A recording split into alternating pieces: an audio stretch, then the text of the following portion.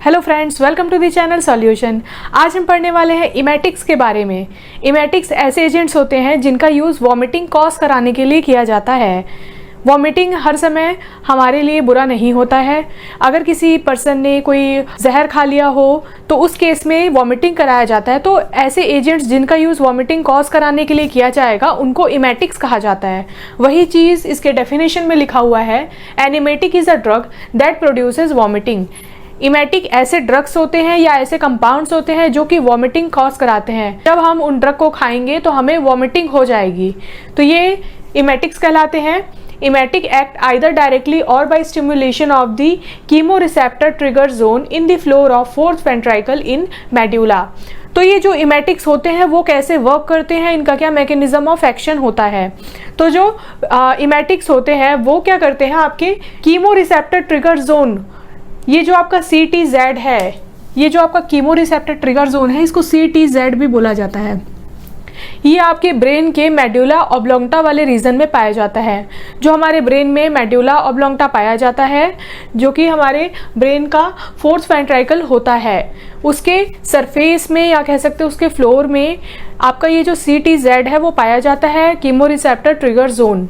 इसके स्टिमुलेशन से वॉमिटिंग होता है। तो जो इमेटिक्स होते हैं वो CTZ यानी कि कीमोरिसेप्टर ट्रिगर जोन को एक्टिवेट कर देते हैं या स्टिमुलेट कर देते हैं। इसी की वजह से हमें वॉमिटिंग हो जाता है। या फिर ये reflux by irritant action on gastrointestinal tract, या फिर ये क्या करते हैं, हमारा जो गैस्ट्रोइंटेस्टाइनल ट्रैक्ट है उसमें रिफ्लेक्स मैकेनिज्म कॉज करते हैं। इसका मतलब ये है कि जो हमारा स्टमक है वो जो फ्लूइड है या जो हमारे फूड मटेरियल है उसको बैकवर्ड डायरेक्शन में या अपोजिट डायरेक्शन में एक्सपेल कर देता है, जिससे वॉमिटिंग हो जाता है। तो जो इमेटिक्स हैं वो दो तरीके से काम करते हैं। या तो ये हमारे ब्रेन के मेडुला ऑब्लोंगटा के सरफेस में जो कीमोरिसेप्टर ट्रिगर जोन पाए जाते हैं उसको स्टिमुलेट कर देता है, या फिर रिफ्लक्स मैकेनिज्म कॉज करता है हमारे GI ट्रैक्ट में, जिसके वजह से हमें वॉमिटिंग हो जाता है। तो ये होते हैं इमेटिक्स के मैकेनिज्म ऑफ एक्शन। अगर हम इमेटिक्स के कुछ एग्जांपल देखें तो इसमें आपका सबसे पहला एग्जांपल होता है कॉपर सल्फेट CuSO4।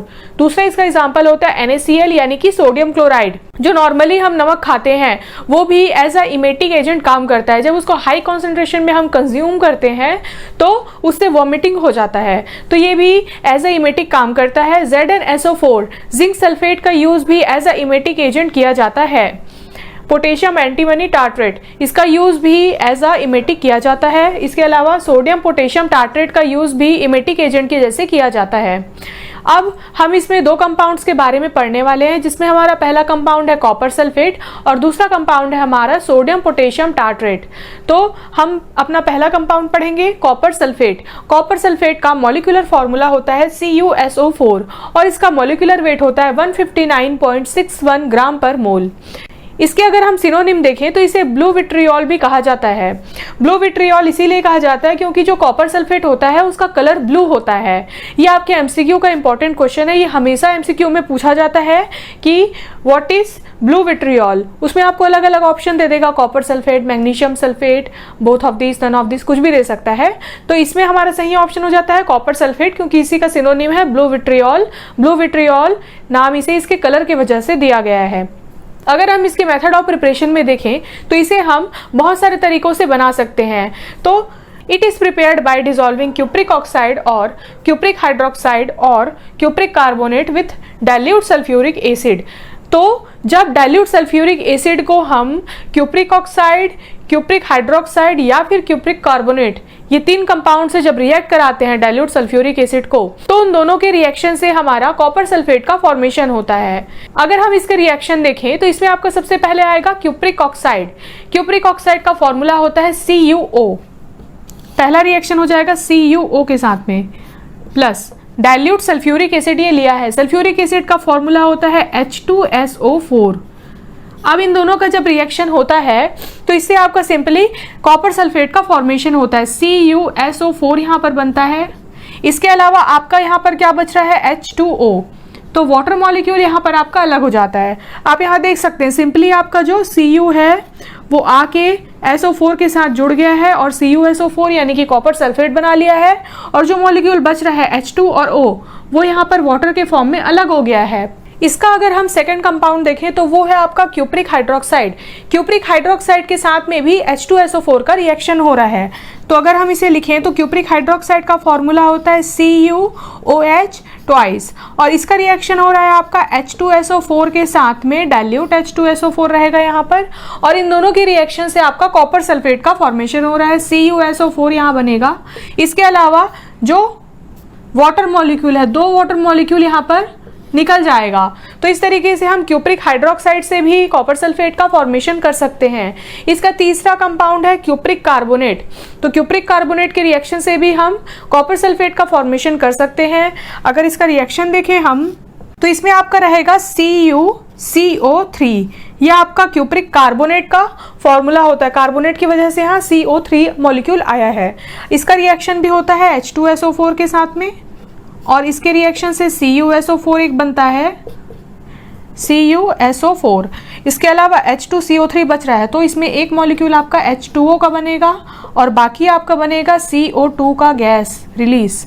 तो इस तरीके से हम 3 तरीके से कॉपर सल्फेट का फॉर्मेशन कर सकते हैं। इसका रिएक्शन मेनली आपका तीनों डाइल्यूट सल्फ्यूरिक एसिड के प्रेजेंस में हुआ है। आपका ये जो कॉपर सल्फेट है वो एक स्टार मार्क वाला कंपाउंड है, इसीलिए हम इसमें इसका एसे मेथड पढ़ेंगे।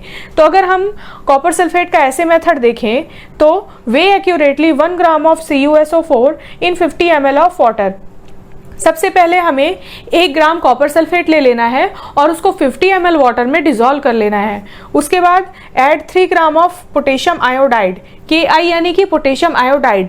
इसी सॉल्यूशन में हम डालेंगे 3 ग्राम पोटेशियम आयोडाइड का, 5 ml CH3COOH यानी कि एसिटिक एसिड, 5 ml हम यहाँ पर एसिटिक एसिड भी डालेंगे और उसको हम टाइट्रेट करेंगे अगेंस्ट सोडियम थायोसल्फेट के साथ में यूजिंग स्टार्च इंडिकेटर। तो यहाँ पर हमें स्टार्च का इंडिकेटर यूज करना है। तो हमारा जो ब्यूरेट है उसमें सोडियम थायोसल्फेट रहेगा और नीचे सॉल्यूशन में हमने क्या क्या लिया है, कॉपर सल्फेट लिया है, वाटर लिया है, उसमें हमने एसिटिक एसिड मिलाया है और पोटेशियम आयोडाइड मिलाया है। जब इसमें पोटेशियम आयोडाइड और एसिटिक एसिड मिलाया जाता है तो इसमें आयोडीन का लिबरेशन होता है। वही जो लिबरेटेड आयोडीन है उसका रिएक्शन होता है आपके सोडियम थायोसल्फेट के साथ में, और सोडियम थायोसल्फेट उसको न्यूट्रलाइज कर देगा और इससे हमें अपना एंड पॉइंट मिल जाएगा। इसमें हमने स्टार्च का इंडिकेटर यूज किया है। तो जब हमें एंड पॉइंट मिल जाए उस रीडिंग को हमें ले लेना है और उससे हम अपना जो कॉपर सल्फेट है उसकी परसेंट प्यूरिटी को कैलकुलेट कर सकते हैं। तो इस तरीके से हम इसका ऐसे करते हैं। अगर हम इसकी प्रॉपर्टीज देखें तो ये आपका hydrated salt blue in colour, जो आपका कॉपर सल्फेट है जब इसका हाइड्रेटेड सॉल्ट लिया जाएगा यानी कि इसमें जब वाटर मॉलिक्यूल रहेगा मेनली जैसे CuSO4 इंटू 5H2O, अगर ये इस फॉर्म में है तो इसमें क्या है, वाटर मॉलिक्यूल प्रेजेंट है इसके फॉर्मूला में। 5 मॉलिक्यूल क्या है, वाटर का यहाँ पर इन्वॉल्व है। तो जब वाटर मॉलिक्यूल रहेगा, हाइड्रेटेड फॉर्म में रहेगा आपका कॉपर सल्फेट, तो वो ब्लू कलर का होता है। ब्लू कलर होने की वजह से ही इसका नाम पड़ा है ब्लू विट्रियोल, ठीक है। और इसका जो एनहाइड्रस सॉल्ट है यानी कि जिसमें वाटर नहीं रहेगा, एनहाइड्रस सॉल्ट इसका रहेगा कलरलेस के फॉर्म में, उसमें कोई भी कलर नहीं रहेगा। ये आपके वाटर में सॉल्युबल होता है और अल्कोहल में इनसॉल्युबल होता है। अगर हम इसके यूजेस देखें तो जर्मिसाइड जैसे ये एक्ट करता है यानी कि जर्म्स को किल करने वाली प्रॉपर्टी ये शो करता है आपका कॉपर सल्फेट। इंसेक्टिसाइड इंसेक्ट्स को किल करने वाली प्रॉपर्टी भी रखता है। फंगिसाइड यानी फंगस को किल करने वाली प्रॉपर्टी भी रखता है आपका ये जो कॉपर सल्फेट है वो। इन इलेक्ट्रोप्लेटिंग में कॉपर सल्फेट का बहुत ज़्यादा यूज़ किया जाता है। दूसरा है कैलिको प्रिंटिंग में भी इसका यूज होता है और इलेक्ट्रिक बैटरीज में इसका यूज किया जाता है कॉपर सल्फेट का, क्योंकि जो कॉपर है वो इलेक्ट्रिसिटी का एक अच्छा कंडक्टर होता है, गुड कंडक्टर होता है, इसीलिए इसका यूज हम इलेक्ट्रिक चीजों में भी करते हैं। तो ये हमारे कॉपर सल्फेट के सारे डिटेल्स। अब हमारा दूसरा कंपाउंड है सोडियम पोटेशियम टार्ट्रेट। तो जो सोडियम पोटेशियम टार्ट्रेट है इसका मॉलिक्यूलर फॉर्मूला होता है C4H4NaKO6 और इसका मॉलिक्यूलर वेट होता है 210.50 ग्राम पर मोल, ठीक है। इसके अगर हम सिनोनिम देखें तो इसे रोशेल सॉल्ट के नाम से भी जाना जाता है। इसके प्रिपरेशन मेथड में क्या होता है, it is prepared by reaction of sodium carbonate with potassium bitartrate. तो आपका ये जो सोडियम पोटेशियम टार्ट्रेट है इसमें हम मेनली सोडियम कार्बोनेट का यूज करते हैं और इसका रिएक्शन किया जाता है पोटेशियम बाइटार्ट्रेट के साथ में। इन दोनों के रिएक्शन से आपका सोडियम पोटेशियम टार्ट्रेट का फॉर्मेशन होता है। तो चलिए देख लेते हैं कि इसमें कौन सा रिएक्शन इन्वॉल्व होता है। तो सबसे पहला है इसमें आपका पोटेशियम बाइटार्ट्रेट। पोटेशियम बाइटार्ट्रेट का फॉर्मूला होता है 2KHC4H4O6। ये आपका पोटेशियम बाइटार्ट्रेट का फॉर्मूला होता है। इसका रिएक्शन हम करा रहे हैं सोडियम कार्बोनेट के साथ में। सोडियम कार्बोनेट का फॉर्मूला होता है Na2CO3 और इन दोनों के रिएक्शन से हमें मिलता है sodium potassium tartrate. Sodium potassium tartrate अगर हम यहाँ पर बनाए तो आपका ये जो Na है वो यहाँ पर आगे ऐड हो जाएगा, ठीक है। तो ये आपका बन जाएगा C4H4NaKO6, ठीक है। 2 मॉलिक्यूल यहाँ बनेगा आपका सोडियम पोटेशियम टार्ट्रेट का। और इसके अलावा हमारे पास जो बच रहा है यानी कि ये CO3 बचा है हमारे पास यहाँ पर, और यहाँ पर 2 हाइड्रोजन हमारे पास बचा है। तो ये दोनों अलग का बाई प्रोडक्ट बना लेते हैं। तो ये दोनों आपका बनाएंगे H2O प्लस CO2। तो इस तरीके से आपका हम पोटेशियम बाइटार्ट्रेट और सोडियम कार्बोनेट के रिएक्शन से सोडियम पोटेशियम टार्ट्रेट का फॉर्मेशन कर सकते हैं, ठीक है। ये आपका जो फॉर्मूला है ये है आपका पोटेशियम बाइटार्ट्रेट का, और ये तो आपका सोडियम कार्बोनेट है और इन दोनों के रिएक्शन से हमारा बन गया है सोडियम पोटेशियम टार्ट्रेट और वाटर मॉलिक्यूल और कार्बन डाइऑक्साइड। तो ये आपका एक बेसिक रिएक्शन है जो इसमें इन्वॉल्व होता है। अगर हम इसकी प्रॉपर्टीज देखें तो आपका ये जो सोडियम पोटेशियम टार्ट्रेट है ये कलरलेस क्रिस्टल्स होते हैं, इसमें कलर नहीं होता है। दूसरा ये सलाइन इन टेस्ट, इसका जो टेस्ट होता है वो सलाइन होता है। सॉल्युबल इन हॉट वाटर, ये हॉट वाटर में सॉल्युबल होते हैं। इनसॉल्युबल इन अल्कोहल, ये अल्कोहल में इनसॉल्युबल होते हैं। तो ये इसकी कुछ बेसिक प्रॉपर्टीज हैं। अगर हम इसके यूजेस देखें तो यूज्ड एज लैक्सेटिव, आपका ये जो सोडियम पोटेशियम टार्ट्रेट है इसका यूज एज अ लैक्सेटिव भी किया जाता है। सेकेंड है इसमें आपका in process of silvering mirrors, mirror का जो सिल्वरिंग प्रोसेस होता है उसमें हम सोडियम पोटेशियम टार्ट्रेट का यूज करते हैं। थर्ड है इसमें आपका यूज्ड एज इमेटिक्स, इसका यूज एज अ इमेटिक किया जाता है। हम वैसे भी इसको इमेटिक्स के कंपाउंड में पढ़ रहे हैं तो इसका यूज एज अ इमेटिक किया जाएगा, वॉमिटिंग कॉज कराने के लिए इसका यूज किया जाएगा। नेक्स्ट है यूज्ड इन इफरवेसेंट पाउडर, इसका यूज इफरवेसेंट पाउडर्स में भी किया जाता है। इफरवेसेंट ऐसे पाउडर्स होते हैं जिनको जब हम वाटर में डिसॉल्व करते हैं तो वो बबल्स रिलीज करते हैं। मेनली जो गैस होते हैं वो बबल के फॉर्म में उसमें से रिलीज होते हैं। जैसे अगर हम पानी में इनो मिलाते हैं तो जैसे बबल्स आते हैं, उसी तरीके के पाउडर्स को इफरवेसेंट पाउडर कहा जाता है और उसमें सोडियम पोटेशियम टार्ट्रेट का यूज किया जाता है। तो ये थे हमारे इमेटिक्स के दोनों कंपाउंड्स और उसके डिटेल्स। आई होप कि आपको ये वीडियो समझ में आ गया होगा। आप चाहें तो इसका स्क्रीनशॉट ले सकते हैं। Thank you so much for watching this video.